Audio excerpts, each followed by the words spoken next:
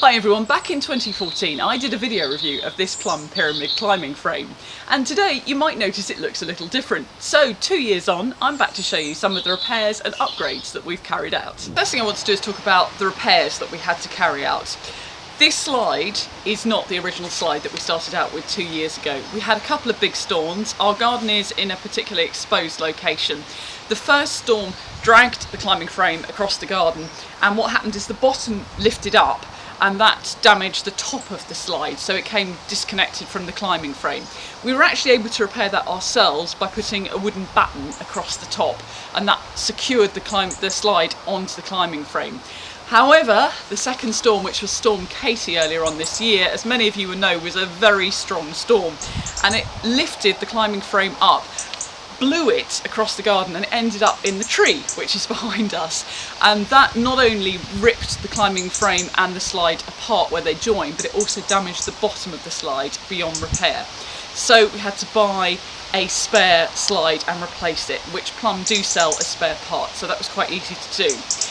The other more important thing was we didn't want it to happen again, so we had to think about how to anchor this climbing frame to the ground, and we came up with a solution. So this is a solution that we've come up with to hopefully hold the climbing frame in place. We've got these 4 points on the frame, 2 on the outside of the swing arm legs and 2 placed on the inside of the actual pyramid climbing frame.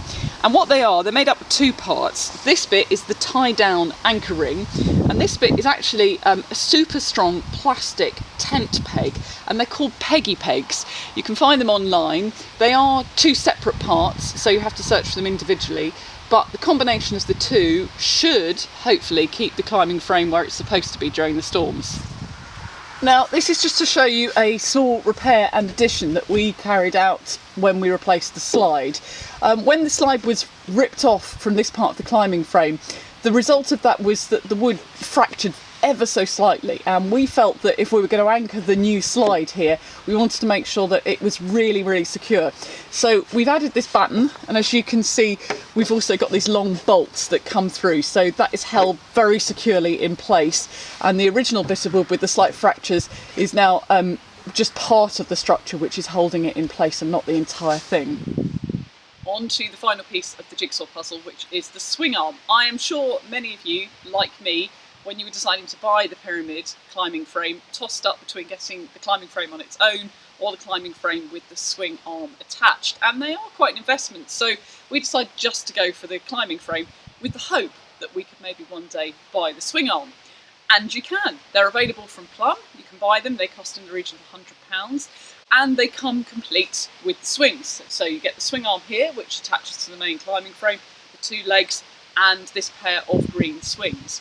Now, the swings themselves are extremely easy to attach and detach, so if you've got a variety of options that you want to hang from here, say a baby seat or a rope ladder, you can take them on and off on an almost daily basis without any problems. As far as constructing this, my father-in-law came to the rescue again. He was involved in the original construction of the climbing frame, and he put the swing arm on.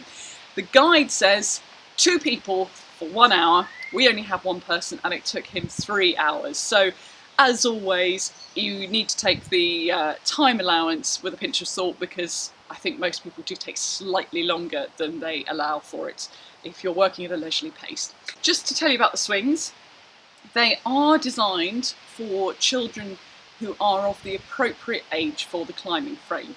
I believe the guide for age for the climbing frame is up to age 12. These seats are made to accommodate a bottom of the size that is appropriate for the climbing frame. So an adult bottom doesn't fit onto them very comfortably, and that's probably because the swing arm itself isn't designed to hold the weight of an adult. You can obviously very easily buy swings from third-party suppliers and fit them on as well, but just be aware of the weight restrictions on the swing arm. Thank you for watching. Before you go, just a couple of things to mention. The link to the original review of this climbing frame is appearing on screen right now, and it's also down below in the description if you'd like to watch it. If you enjoyed this and found it helpful, please click on a like button beneath the video, and if you've got any questions, leave them in the comments and I'll do my best to answer them. And final thing, if you'd like to see more family and lifestyle videos, then please subscribe to my channel. Thank you for watching.